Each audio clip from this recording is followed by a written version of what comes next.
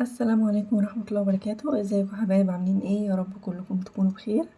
اول حاجة بنبدأها في الفيديوهات نصلي على الرسول، اللهم صل وسلم وبارك على سيدنا محمد عليه افضل الصلاة والسلام. الفيديو النهاردة مختلف شوية، مش هيبقى فيه طبخ بس حاجات برضو خاصة بالمطبخ. جبت انا شوية مشتريات كده كانت ناقصاني، ولسه في حاجات برضو عايزة اجيبها، بس يعني جبنا حاجات تنفع مهمة احسن من مفيش خالص، على ما نكمل بقية الحاجة اللي ناقصانا برضو في المطبخ. اول حاجة هنا كان ناقصني علب تلاجة، لان علب التلاجة اللي كانت عندي كلها كانت اللي هي الازاز، فكلها طبعا اتكسرت، وبرضو ازاز التلاجة كانت نفس النظام ازاز، فكلها اتكسرت ومفيش ازاز بيفضل بصراحة. فقررت ان انا اشتري بلاستيك بس خامة نظيفة. اول حاجة معايا هنا انا دي الصورة العامة، يعني اللي لما كل حاجة كان برضو مش عندي الحاجات دي اللي هي منظمات التلاجة، جبتها بصراحة انا اول مرة اجيبها. كنت بحط الحاجة في التلاجة كده على طول، فما كانش يبقى فيه نظام بصراحة. بما ان التلاجة بتاعتي اتبهدلت شوية، يعني بقت بتنزل مية من جوه والكلام ده، فعايزة انطقها شوية بأي حاجة عشان انا بصراحة حزينة عليها جدا. المهم جبت المنظمات دي، جبت 3 ألوان ابيض، وجبت اللون ده خاص مثلا بالفاكهة او اي حاجة، انا هرتبهم مع نفسي بقى. خامتهم جميلة جدا ومتينة، ما هياش بلاستيك من الطري، لا ده متين جدا. انا جبت ال4 دول ارتب فيهم بقى الطماطم، الخيار، الجزر، الفلفل، اي خضار عندك، وواحد مثلا للفاكهة ولا اي حاجة. جبت برضو علب التلاجة دي، عجبتني جدا وخامتها جميلة جدا. هي غالية شوية 3 مع بعض، بس حبيت ان هما يبقوا رفيعين كده، يعني تنفع للانشون، للجبنة الرومي.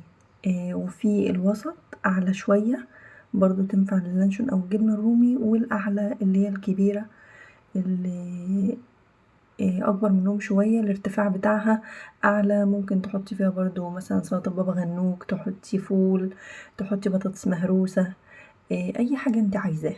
عجبني اوي ال3 دول مع بعض.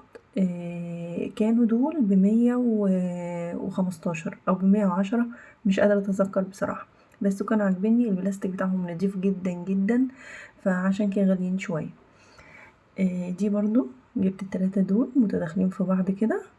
انا مش عارفة ليه حكاية اللون ده معايا، على فكرة انا مش مرتباها وفي 3 برضو صغيرين انا جايبهم نفس اللون وبرضو مش مرتباها، يعني هو اللون بيعجبني باخده. جبت ال3 دول برضو اكبر شوية، دول كانوا تقريبا ب80 جنيه او 85 مش فاكرة. وجبت السبت الصغنون ده شبه التانيين عشان احط فيه الليمون، على قد الليمون كده، لان طبعا ما بنجيبش ليمون كتير، هو يا دوبك نص كيلو مثلا يقضي الاسبوع ولا حاجة، عشان ما يبص في التلاجة. البتاعة دي بقى جميلة جدا جدا، انا كان عندي واحدة واتكسرت، جبت واحدة تانية، بس اللي كانت عندي كانت كلها ستانلس.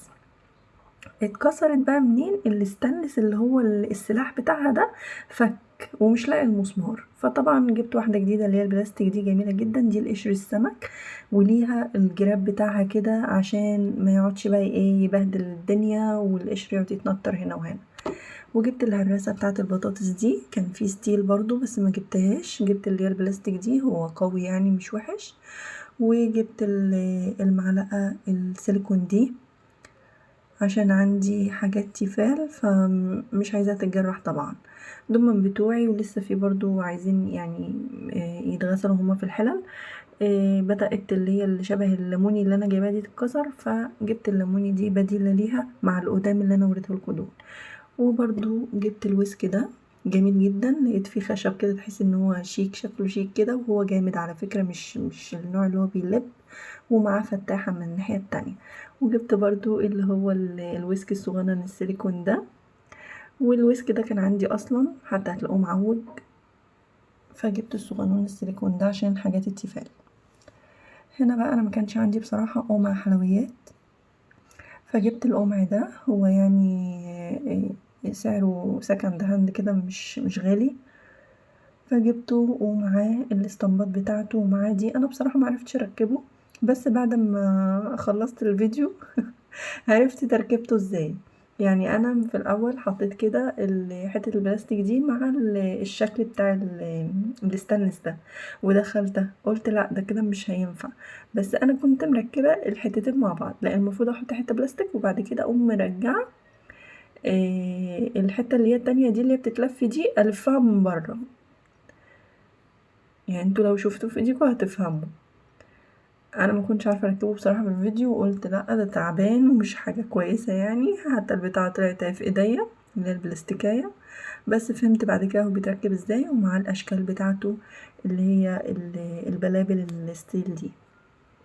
جبت هنا بقى الشكل بتاع الشوكولاته ده سيليكون، عشان ساعات ببقى عايزه اعمل شوكولاته للاطفال يعني كده تبقى اشكال جميله. اهو برضو ده تالت طقم انا جبته نفس اللون، مش عارفه ايه الحكايه معاه بصراحه. انا بحب اصلا اللون الاخضر، يعني بحب اللون الاخضر بدرجاته.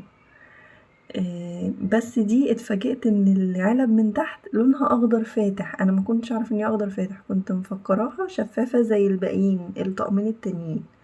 بس عجبني لونها قوي، والقفل بتاعها محكم جدا. انا كنت خايفه بس اقفل عشان الصوت عالي، وكنت بالليل فخايفه ابني الصغنون يصحى، فاتكيت عليه جامد، قفل وكل حاجه. القفل بتاعها محكم جدا، عجبتني. يتحط فيها مثلا دقه، يتحط فيها اي حاجه بقى تخطر في بالك بصراحه. وده طبق صغنون جبته لابني الصغير، على الله ياكل بس كده يا رب وينفخ في صورته ان شاء الله. وجبت ازاز المية دي، الازاز اللي عندي كانت ازاز اتكسرت ما عادش الا واحدة بصراحة، فجبت الازاز دي. خلي بالك لما تيجي تجيب بلاستيك تجيبي اللي عليه رقم 5، رقم 5 ده بيبقى صحي. جبت الشكلين دول هما المعتادين يعني، ناس كتير بتجيبهم. وجبت بقى البرطمان ده عشان بصراحة عايزة اخلل زيتون، او اي مخلل يعني عموما، لفت، خيار، اي حاجة. فجبته، على فكرة ماركة ماكس دي كويسة، اللي يشوف البرطمان اصلا يقول عليه ازاز. انا كنت مفكره ازاز وهو محطوط، اتفاجئت ان هو بلاستيك، بس بلاستيك مقوى من انضف انواع البلاستيك، لان الماركه بتاعت ماكس دي حاجه محترمه جدا.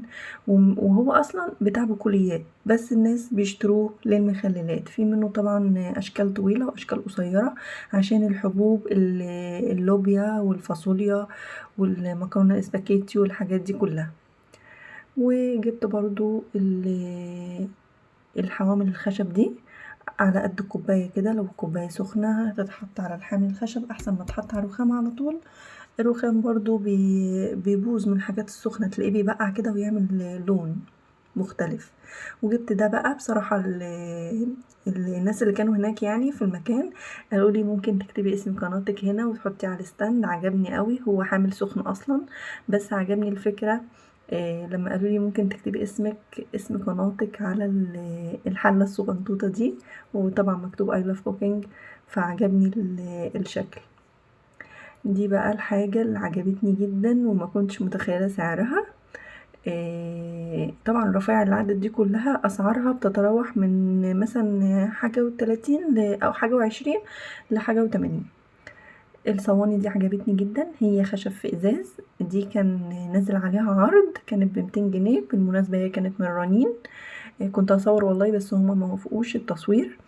فجبت الصواني دي الكبيرة 30 في 40، الوسط 25 في 35، الصغيرة 20 في 30. أحجامهم كويسة جدا بالنسبة لي، شكلهم شيك جدا. كان عاجبني شكل تاني لونه أحمر، بس لقيت عروسة بتختاره وخدته، مبروك ليها. فجبت الشكل ده برضو، شكله حلو ولايق مع المطبخ، الفنجان اللي نازل من عليه الشوكولاتة فعجبني. بصراحة يعني الحاجات دي كلها كده، نزلتي تشتري شوية بلاستيكات لقيتي نفسك صارفة فوق 800 جنيه، يعني دوما 800 وشوية.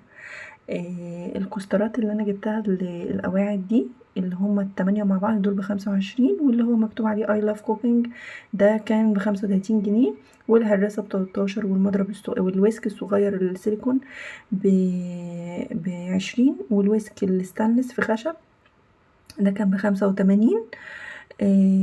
والحاجات اللي هي منظمات التلاجة دي اللي هي الكبيرة كانت ب30، والصغيرة كان ب12 جنيه. كده انا خلص الفيديو بتاعي، ودي المشتريات اللي انا جبتها. ان شاء الله نجيب مشتريات تانية بقى ونعمل فيديو تاني. الله يكون في عون كل اب بيجهز بنته. ربنا يا رب يوسع رزق كل الناس. وكده خلصت الحلقة بتاعتي. لو أول مرة تشوفيني ووصلتي لحد هنا في الفيديو وعجبك، ياريت ما تنسيش الاشتراك وتفعلي زر الجرس.